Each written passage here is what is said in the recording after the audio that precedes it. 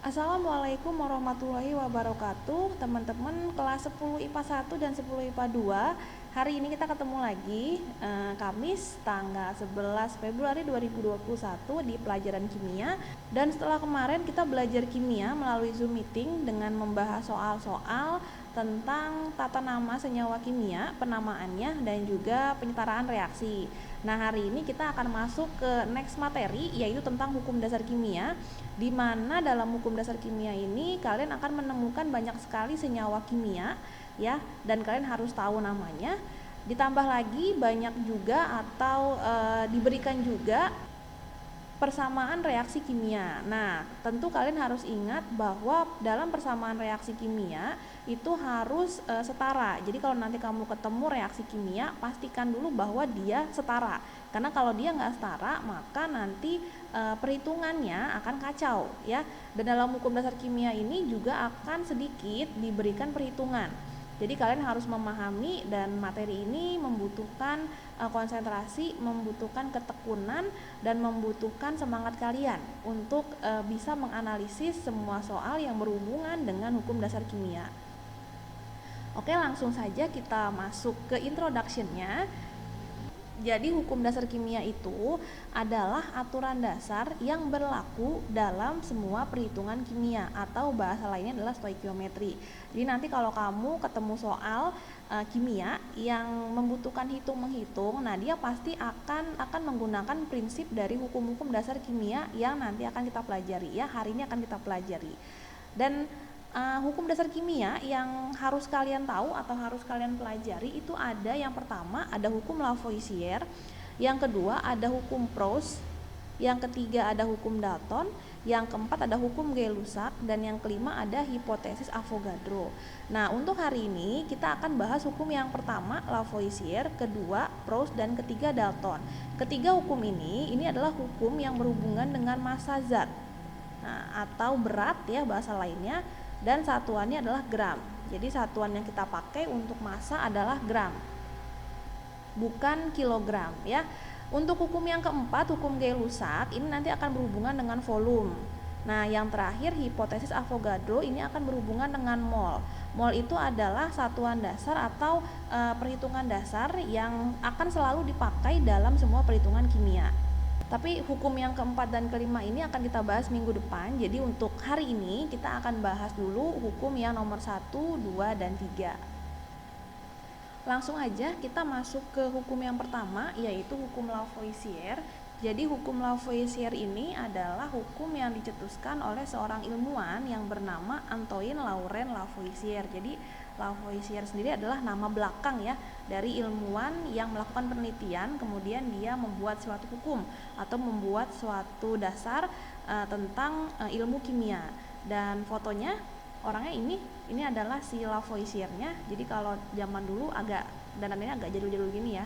Jadi rambutnya tuh agak di roll-roll gimana gitu. Terus pakainya juga pakai yang jadul lah. Dan dia mengatakan bahwa dalam sistem tertutup, massa zat sebelum dan sudah reaksi itu adalah tetap. Artinya, suatu zat yang mengalami reaksi kimia, massanya tidak akan berubah, atau reaktan itu akan memiliki jumlah massa yang sama dengan jumlah massa produk yang dihasilkan dalam reaksi tersebut. Dan hukum Lavoisier ini juga disebut sebagai hukum kekekalan massa, ya. Kekal itu sama artinya dengan tidak berubah, ya, sesuai dengan pernyataan sebelumnya bahwa dikatakan massa sebelum reaksi itu dan setelah reaksi adalah sama atau tetap, artinya nggak berubah. Maka dikatakan, atau nama lainnya, hukum Lavoisier ini adalah hukum kekekalan massa. Dan seperti apa contohnya? Oke, Bunda punya sebuah reaksi. Ini ada 2NH3 menjadi N2 plus 3H2. Nah, kita terapkan si hukum Lavoisier tadi, ya, dalam reaksi ini. Walaupun sebenarnya semua reaksi kimia nanti harus mengikuti kaidah dari Lavoisier. Nah, kalau kita terapkan seperti ini. Misalkan si NH3 ini awalnya bermassa 20 gram, ya. Ketika dia bereaksi, atau dalam hal ini dia terurai menjadi N2 dan 3H2, maka misalkan Bunda taruh massa N2-nya adalah 10 gram. Nah, maka massa H2-nya adalah harus 10 gram. Kenapa? Karena total mereka berdua itu kalau dijumlahkan harus sama dengan massa yang awal 20 gram. Jadi perbandingan seperti apa? Ya nanti ada hukum lain yang akan mengatur mereka. Tapi yang pasti kalau dijumlahkan total massanya adalah 20 gram. Atau misalkan kita ganti angkanya, misalkan yang NH3-nya 40 gram.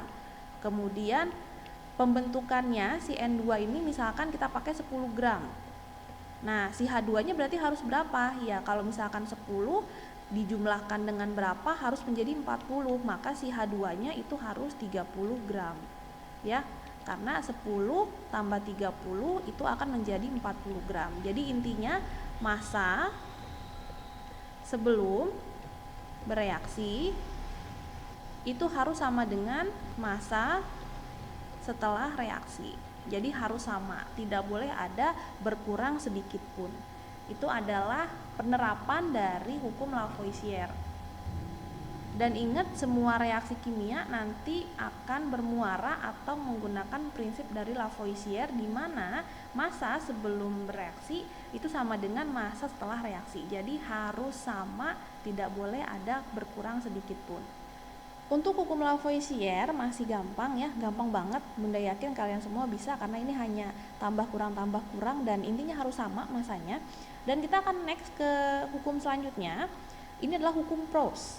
Nah, hukum Proust ini dicetuskan oleh seorang kimiawan, nama lengkapnya adalah Joseph Louis Proust. Jadi lagi-lagi nama Proust ini diambil dari nama belakang si ilmuwan atau kimiawan yang menemukan hukum ini.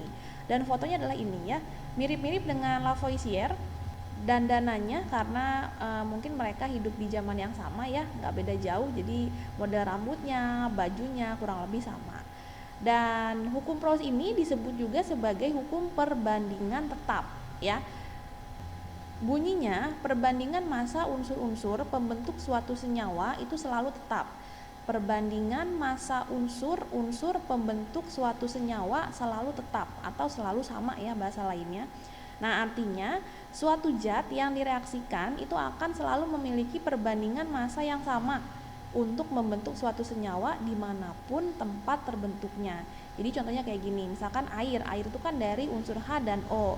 Nah, air itu kan bisa terbentuk dalam tanah, kemudian bisa terbentuk di laut, bisa terbentuk di sungai. Nah, perbandingan si H dan O yang membentuk si air itu akan selalu sama dimanapun si air itu akan terbentuk. Kurang lebih ilustrasinya seperti itu. Nah, contoh soalnya seperti apa yang berhubungan dengan hukum Proust? Nah, ini ada soal atau ada ilustrasi Fe, besi, dan S, sulfur atau belerang dapat membentuk senyawa FeS. Nah, kedua unsur tersebut itu memiliki perbandingan selalu 7:4. Artinya ini untuk si ini untuk S-nya. Dimanapun si FeS ini terbentuk. Nah, kita ibaratkan, karena tadi Bunda bilang di awal, 3 hukum yang kita pelajari hari ini berhubungan dengan massa. Artinya bisa kita katakan bahwa 7 ini adalah 7 gram, 4 ini adalah 4 gram. Nah, maksudnya kalau si FeS mau terbentuk, polanya pertama si Fe itu harus 7 gram. Kalau si Fe-nya 7 gram, maka si S-nya harus 4 gram. Jadi nggak boleh si S-nya 3 gram atau kurang atau lebih lah. Begitupun dengan si Fe-nya. Kalau dia mau terbentuk dengan S, kalau S-nya ada 4 gram, ya berarti Fe-nya harus 7.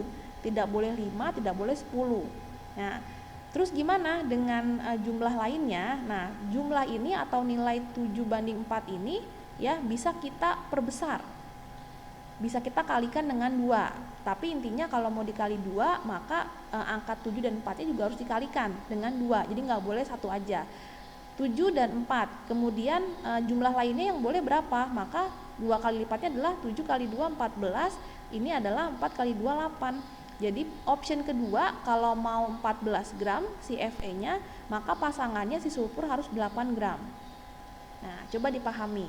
Jadi perbandingannya harus mengikuti pola 7:4, di mana si Fe-nya 7 gram, si S-nya 4 gram.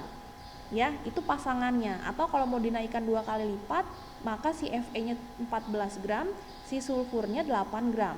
Kalau Bunda naikkan 3 kali lipat juga boleh, tapi yang pasti kedua angka ini 7 dan 4-nya harus dikalikan dengan 3. Jadi nggak boleh dikalikan satu aja. Jadi harus dua-duanya dikali. Jadi biar seimbang dan ini selalu dipakai ya dalam setiap perbandingan pembentukan dari FES, karena selalu namanya juga perbandingan tetap. Jadi dimanapun dia terbentuk selalu nilai perbandingannya tetap, dan ini sudah menjadi hukumnya ya, sesuai dengan namanya hukum perbandingan tetap atau hukum Proust. Oke, silakan dipahami. Dan nanti setiap unsur yang terbentuk ketika dia membentuk suatu senyawa, unsurnya beda, maka perbandingannya juga akan beda. Jadi 7:4 ini adalah untuk unsur Fe dan S ketika dia membentuk FeS.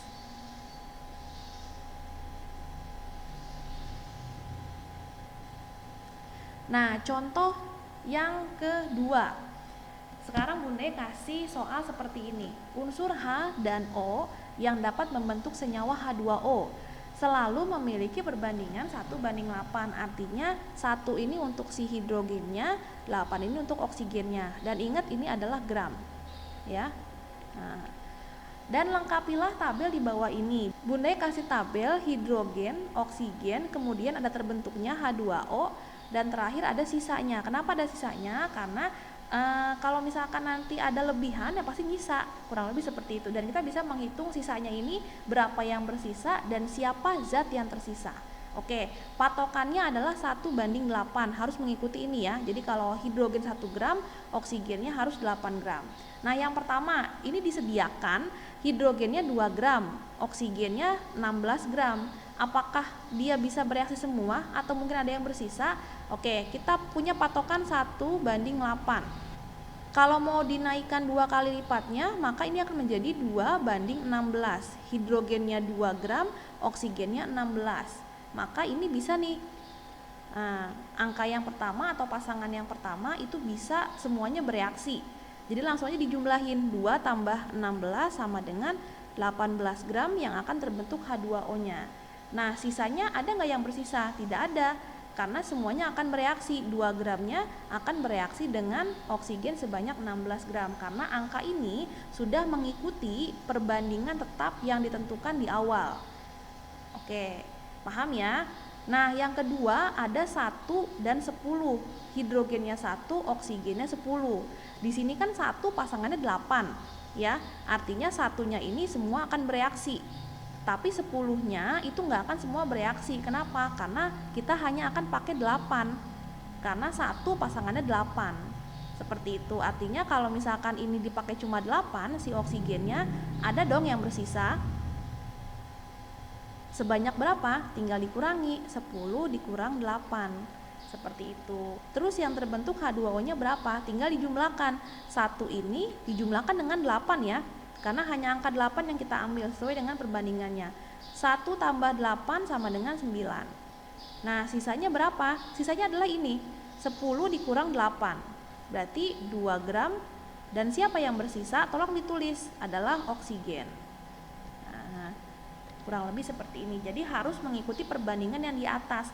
Angka 1 pasangannya sama 8. Kalau dia punya 10, artinya tidak 10-10-nya bisa bereaksi. Jadi hanya 8 yang diambil karena pasangannya adalah 8, bukan 10. Nah, sisanya tinggal 10 dikurang 8 sama dengan 2 gram oksigen. Itu yang kedua. Kemudian yang ketiga, 2:8. Nah, sekarang kebalik nih. Oksigennya 8, tapi hidrogennya 2. Kita udah tahu bahwa 8 pasangannya 1. Artinya si 2 ini enggak semuanya bereaksi. Dia hanya 1 yang bereaksi. Nah, berapa sisanya? Ya tinggal 2 dikurang 1. Maka di sini akan bersisa 1 gram. Tapi sekarang gantian, yang bersisa adalah hidrogen. Seperti itu. Terus berapa yang terbentuk? Ya ini 1 ditambah 8, 9 gram H2O. Nah, yang terakhir angkanya 3 dan 12. Nah, ini bisa nggak nih kalau kita naikkan? Tadi kan kalau 2 pasangannya 16 ya. Sekarang kita naikkan nih 3 kalinya. Berarti 1 kali 3, 3. 8 kali 3, 24. Berarti kalau dia 3 gram hidrogen, maka oksigennya harus 24. Sedangkan ini cuma 12. Artinya kita mau nggak mau pakai, kalaupun 2 juga kayaknya nggak bisa. Karena kalau ini 2, ini harus 16, sedangkan dia masih 12, artinya masih kurang. Maka mau nggak mau kita pakai yang perbandingan pertama, 1:8, artinya 3 ini hanya akan kepake 1, 12-nya hanya akan kepake 8. Nah, sudah jelas ini yang terbentuk 1 tambah 8, 9 gram. Kemudian berapa yang bersisa dan siapa yang bersisa? Ini dua-duanya akan bersisa. 3 dikurang 1, ini ada 2 gram hidrogen. Kemudian oksigennya juga akan bersisa. Berapa? 12 dikurang 8. Sisanya 4 gram oksigen. Oke, jadi yang pertama itu ini semua bisa bereaksi karena sudah mengikuti perbandingan yang ditentukan. Nomor 2-nya itu ada sisa oksigen, nomor 3 ada sisa hidrogen, dan yang nomor 4 itu dua-duanya ada yang bersisa. Hidrogennya bersisa, oksigennya bersisa. Kurang lebih kalau ada soal dengan tabel-tabel seperti ini, nanti kalian harus menghitung berapa sih senyawa yang terbentuk, kemudian berapa sih yang bersisa, dan harus ditentukan juga siapa zat yang bersisanya ya. Dan kalau ada soal tabel seperti ini, kalian disuruh mengisi kotak-kotak kosong. Biasanya angka perbandingannya sudah ditentukan di soal. Jadi kalian nggak perlu mikir lagi nih angka perbandingannya berapa ya. Jadi perbandingan sudah ada, kalian tinggal melengkapi tabel kotak kosong yang belum terisi, dan lagi-lagi disesuaikan atau berpatokan dengan angka perbandingan yang sudah diberikan di soalnya. Silakan dipahami ya, biar bisa sebelum kita lanjut ke soal yang selanjutnya. Ada contoh lagi nih yang berhubungan dengan hukum pros atau hukum perbandingan tetap. Jadi sekarang dibalik.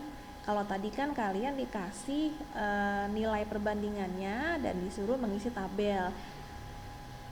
Nah, sekarang ada tabel yang sudah komplit. Nah, kalian disuruh menentukan kira-kira berapa sih angka perbandingan dari massa nitrogen dan oksigen yang ada dalam soal ini. Jadi ada tabelnya sudah terisi, terus berapa massa perbandingannya? Perbandingan si N dan O sesuai dengan tabel yang sudah terisi di atas ya. Caranya seperti ini. Kalau misalkan kalian ketemu soal yang tipe-tipe begini, kalian cukup jumlahkan massa N2 dengan massa O2, atau nanti jumlahkan massa preaksi yang dikasih, dan nilainya itu harus sama dengan massa oksida nitrogen. Jadi harus benar. Kita bisa cek satu persatu. Dari yang pertama, ini massa N2-nya 7 gram, massa O2-nya 15 gram. Kalau kita jumlahkan 7 tambah 15, ini hasilnya harus 22. Ya kan? Sedangkan di sini adalah 19. Artinya kita nggak bisa pakai data yang pertama untuk menentukan perbandingan. Kita cek data yang kedua, 9 sama 12. 9 tambah 12 itu dapatnya 21. Tapi di sini 19, artinya nggak sama. Nah, ini kita juga nggak bisa pakai. Kemudian yang ketiga, 14 sama 24. Kalau dijumlahkan dapat 38. Sesuai dengan yang diberikan di tabelnya, 38 dengan 38. Maka kita bisa menggunakan data yang ketiga ini ya sebagai angka perbandingannya. Dan untuk perbandingannya yang digunakan hanya massa zat yang bereaksi ya. Jadi massa oksida nitrogennya nggak usah dipakai. Nah, kita bikin perbandingannya. Maka N banding O 14 banding 24. Silakan disederhanakan, sama-sama dibagi dengan angka berapa nih? Bagi dengan angka 2 ya. 14 bagi 2 7. Kemudian 24 bagi 2 12. Kalau misalkan dia nggak bisa disederhanakan lagi menjadi bilangan yang paling sederhana, berarti udah ini adalah hasil akhirnya atau angka perbandingan yang memang dicari dalam soal ini. Maka jawabannya adalah 7 banding 12 yang D. Kurang lebih seperti itu ya. Jadi intinya mencari jumlah yang sama dari hasil penjumlahan zat-zat yang bereaksi. Sama nggak dengan yang sudah ditentukan di soal tentang atau nilai dari massa produknya. Kalau sama, maka data itu bisa dipakai untuk menentukan perbandingan dari zat-zat yang bereaksi. Silakan dipahami. Jadi yang pertama itu tadi menentukan jumlah zat yang terbentuk dan juga zat yang bersisa. dengan wujud atau melengkapi tabel, dan yang kedua ini dibalik, jadi menentukan angka perbandingannya. Tabelnya sudah dikasih dan sudah diisi dengan lengkap. Dan untuk hukum dasar kimia yang terakhir yang akan kita bahas hari ini adalah hukum Dalton. Jadi hukum Dalton itu dicetuskan oleh ilmuwan yang bernama John Dalton. Nah, ini mukanya ya, seperti ini gayanya dia. Jadi John Dalton itu juga adalah yang mencetuskan tentang atom ya. Jadi dia juga memberikan atau mengungkapkan atau apa ya bahasa lainnya, ya intinya dia punya salah satu postulat teorinya tentang perkembangan atom. Dan dalam hukum Dalton ini dijelaskan bahwa dua unsur atau lebih itu dapat membentuk lebih dari satu senyawa yang berbeda ya. Dan seperti ini penguraiannya. Jadi dia mengatakan bahwa dua unsur dapat membentuk dua senyawa atau lebih jika unsur yang pertama perbandingan masanya tetap, maka unsur yang kedua itu akan menghasilkan perbandingan massa yang merupakan bilangan bulat dan sederhana. Ini pun berlaku sebaliknya ya. Jadi kalau unsur yang pertama tetap, maka unsur yang kedua itu nilai perbandingannya adalah pasti bilangan bulat dan sederhana. Begitupun kalau dibalik, misalkan yang dibuat tetap perbandingannya adalah unsur yang kedua, maka unsur yang pertama itu pasti nilai perbandingannya adalah bilangan bulat dan sederhana. Maksudnya apa nih dari bilangan bulat dan bilangan sederhana? Artinya bilangan bulat itu ya bilangan yang seperti 1, 2, 3, 4 dan seterusnya. Jadi tidak ada koma. Ya, tidak ada koma, tidak ada pecahan dan tidak negatif. Sedangkan kalau sederhana itu maksudnya ya angkanya hanya berkisar di antara 2 dan seterusnya. Jadi nggak gede-gede banget gitu loh. Maksudnya seperti itu dari pengertian bilangan bulat dan sederhana. Jadi perbandingannya pasti bilangannya seperti ini ya. Tidak ada koma, tidak ada pecahan. Kalaupun memang koma dan pecahan harus dibuat menjadi bilangan bulat dan bilangan sederhana. Dan hukum Dalton itu juga disebut sebagai hukum perbandingan berganda. Kalau tadi hukum Prost itu adalah hukum perbandingan tetap, kalau Dalton itu adalah perbandingan berganda ya, jangan kebalik. Oke, ini adalah teori dari hukum Dalton. Kemudian kita akan next ke contoh soalnya. Jadi contoh soalnya dia agak panjang dan kalian harus benar-benar bisa membaca dan memahami soal ini. Dan diperhatikan pertanyaannya, unsur apa yang dibuat tetap masanya ya, dan unsur apa yang ditanyakan. Nah, dari soal ini Bunda bacakan, unsur C dan O dapat membentuk senyawa CO2 dan CO3. Jadi ini di kalimat awal pun dia sudah masuk ke hukum Dalton ya. Jadi unsurnya C dan O. Tapi dari C dan O ini bisa membentuk CO2 ataupun CO3. Jadi dua senyawa yang berbeda. Nah, dalam CO2 massa C-nya adalah 2 gram dan oksigennya adalah 3 gram. Sedangkan dalam senyawa CO3 massa C-nya adalah 3 gram dan massa O-nya adalah 5 gram. Tentukan perbandingan massa oksigen jika massa C dibuat tetap. Jadi sekarang kita patokannya adalah massa C-nya dan ditanyakan massa oksigennya. Nah, caranya gimana nih? Caranya yang pertama kalian uraikan dulu di setiap senyawa yang ada itu jumlah unsurnya berapa atau massa unsurnya berapa. Untuk CO2 dia pasti punya C dan O. Begitupun dengan CO3, dia punya unsur C dan unsur O. Kita masukkan angkanya. Untuk di CO2, massa C-nya 2 gram, massa O-nya adalah 3 gram. Ini 2 gram, ini 3 gram. Dan untuk di CO3, C-nya adalah 3 gram, O-nya adalah 5 gram. 3 gram, 5 gram. Kemudian baca baik-baik pertanyaannya, siapakah yang dibuat tetap dan siapakah yang ditanyakan.